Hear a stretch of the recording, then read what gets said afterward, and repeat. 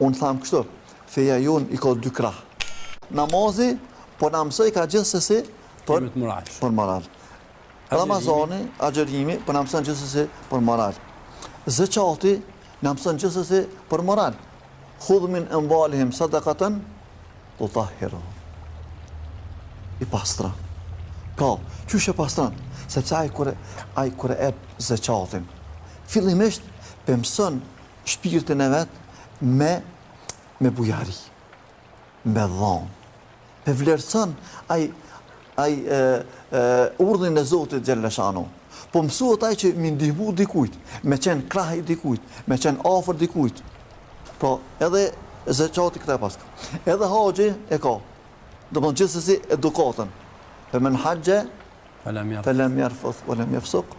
Do të thonë ai cili ban haxh, po si kanon fjalë të këqija, vepra të këqija. Do të thonë gjithsesi të gjitha adhurimet kanë ndërlidhje të mëdha. E pas kanë ndërlidhen të kanë të mishrume dhe do të me dal me rezultat.